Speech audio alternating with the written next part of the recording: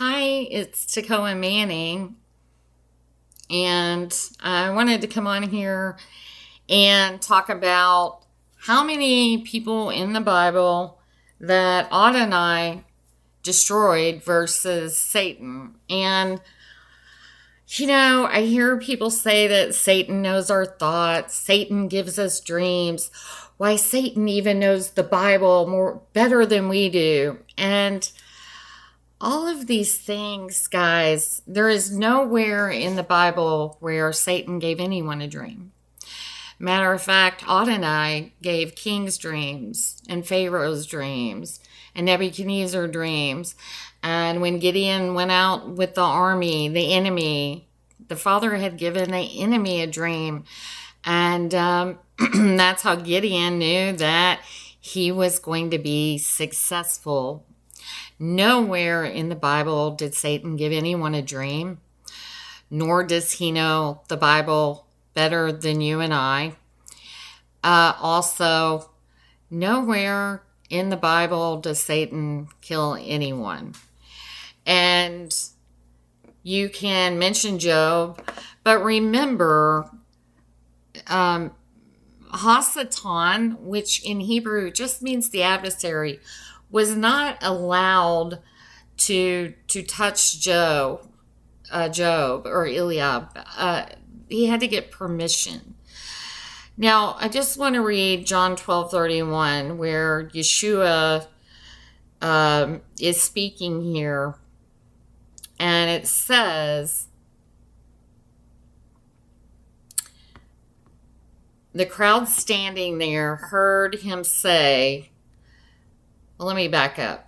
So in verse 27, it says, now my soul is troubled, and what shall I say? Father, save me from this hour. No, it is for this purpose that I have come to this hour. Father, glorify your name. Then a voice came from heaven. I have glorified it, and I will glorify it again.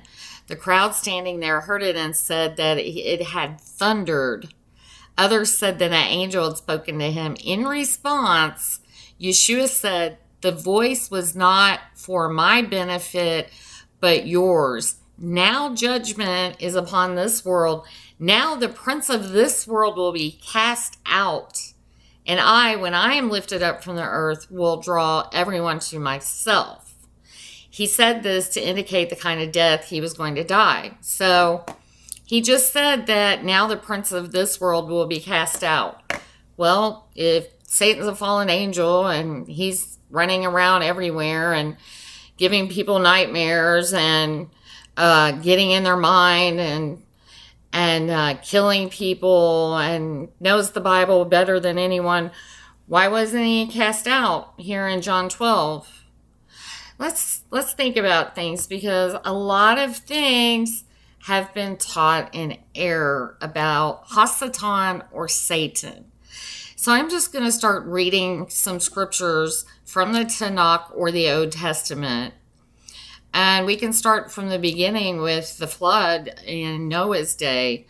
How many people died in the flood? Possibly millions. We don't know.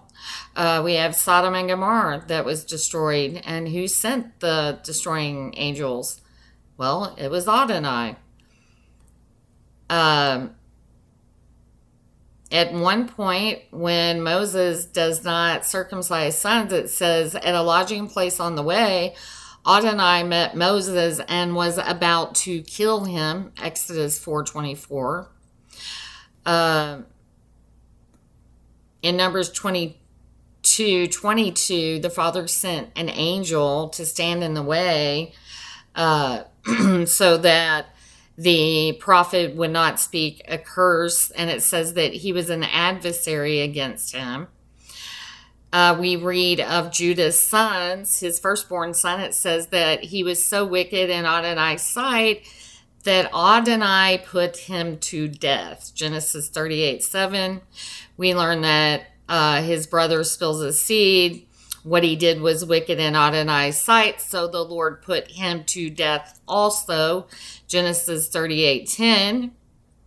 We read of Aaron's sons and their priestly garments. They put fire in their in their censers, and they offered strange fire before the Lord, contrary to his command. So fire came out from the presence of the Lord and consumed them, and they died before Adonai. That's Leviticus 10:1-2. So far, Satan hasn't killed anyone. Also, so far, we haven't heard about a fallen angel that has caused Aaron's sons to sin, or Judah's sons to sin, or the people of Sodom and Gomorrah. We read that they were overfed, that they didn't care for the poor. There was plenty of sins in Sodom. But anyway, moving right along, the firstborn sons in Egypt, Exodus 12:29, they were killed. The Egyptian army, they drowned in the sea. When the children of Israel are traveling through the wilderness in Numbers 11:1, it says, now the people complained about their hardships in the hearing of Adonai, and when he heard them, his anger was aroused. Then fire from Adonai burned among them and consumed some of the outskirts of the camp. When the people cried out to Moses or Moshe, he prayed to Adonai, the fire died down. We read about the men of Korah. The Father opens up the earth and it swallows them. Nothing mentioned about a fallen angel enticing Korah. Matter of fact, when we read about Cain killing Abel, what does the Father say? He says, Cain, your flesh is wanting to do this, and this sin is knocking at your door, but you can overpower it. When we read about Noah's flood, we don't read about a fallen angel. We don't read, let me just pull that up real quick. Genesis. So it says, Adonai saw that the wickedness of humankind was great on the earth, and that every inclination of the thoughts of their heart was only evil all the time.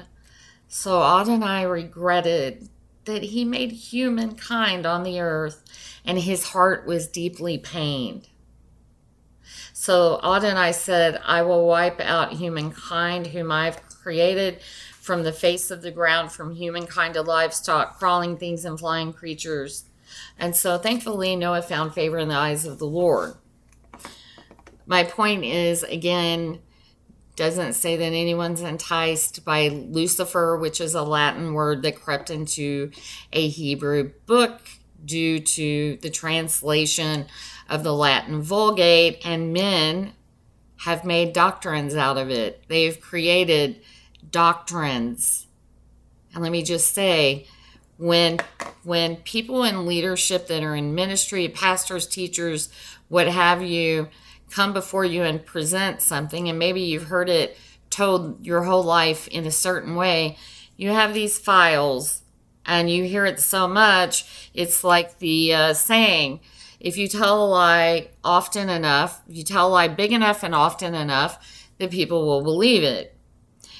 So as we continue, we learn that in Numbers 16, over 14,000 people died. It says the wrath has come out from Adonai, and the plague had started. So Aaron did as Moses said and ran in the midst of the assembly. The plague had already started among the people, but Aaron offered the incense and made atonement to them, and he stood before the living and the dead, and the plague stopped. But 14,700 people died from the plague, in addition to those who died from Korah when the earth swallowed them up. We read that in Numbers 25:9, it says, Then Adonai sent venomous snakes among the people, and they bit the people, and many of the Israelites died. So Numbers 21:6, it says, But those who died in the plague numbered 24,000 people. We read that it was Adonai who struck Nabal dead because he would not give provisions to David and his men while David was running from King Saul. We read of the man who was helping David bring the Ark of the Covenant, and he lost his balance, and he died there beside the Ark of Adonai. That's 2 Samuel 6:7. We read in 2 Samuel 12:13 that because of David's sins with Bathsheba, that their son, the father, is taking him. It says that Nathan says, Adonai has taken away your sin. You're not going to die, but because by doing these things, you have shown utter contempt for Adonai, the son born to you will die. And he died. We read a horrific plague in 2 Samuel 24. It says, Adonai sent a plague on Israel from that morning until the end of the time designated, and 70,000 of the people from Dan to Beersheba died. When the angel stretched out his hand to destroy Jerusalem, the Lord relented concerning the disaster. When we get to the New Testament, we also read of people being struck dead, and it was not a fallen angel that did it. It was all Adonai who did it. You really need to get this book so you can unlearn the lies that you've been fed about Satan. Think about it. Do you ever hear about Daniel saying that the fallen angel, Lucifer, or Satan threw him in a pit with the lions? Do you hear Joseph saying that a fallen angel threw him in a pit, or it was just an angel's fault? It's just Satan. It's just Satan. In this book, I go through every word in the Old and New portion with a commentary for what the context is for those verses. Even when we're reading the New Testament, do you hear Yeshua talking about a fallen angel and how he knows their thoughts and how he had to wrestle with them in the wilderness? And if you don't understand the temptation in the wilderness, you need to get this book. It's going to help you. And once you unlearn the lies, you're going to be able to see clear. You're going to be able to deal with the adversaries in your life much better. And usually our number one adversary is looking at us in the mirror.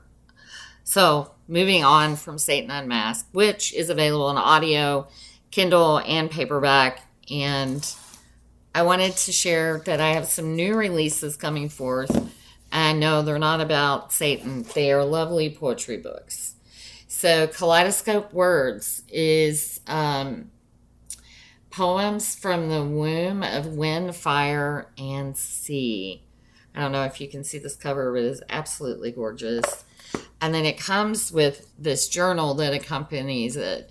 And the journal is for healing and introspection.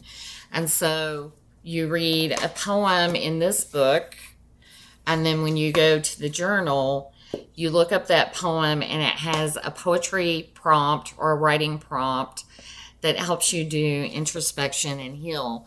And some of the poems are just lovely nature, creation.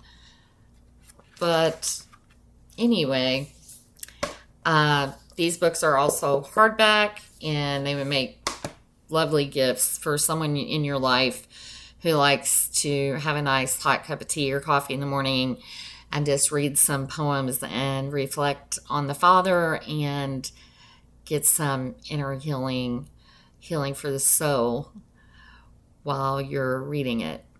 So anyway, I think I'm finished here, and I pray blessings over you all, and I appreciate you all so much. And I know that there's a lot of things going on in the world that are very grievous, that has hurt all of our hearts. So I think this is going to be just what the doctor ordered for such a time as this.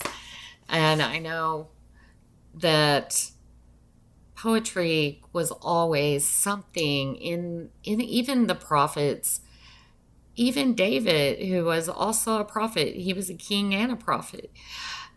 When he would write, he would say, the leaves clap their hands, the mountains burst forth with songs, and all of the prophets were very poetic, and their words always have just inspired me. And anyway, I hope you will get the books. I will let you know when they're available. It should be very soon.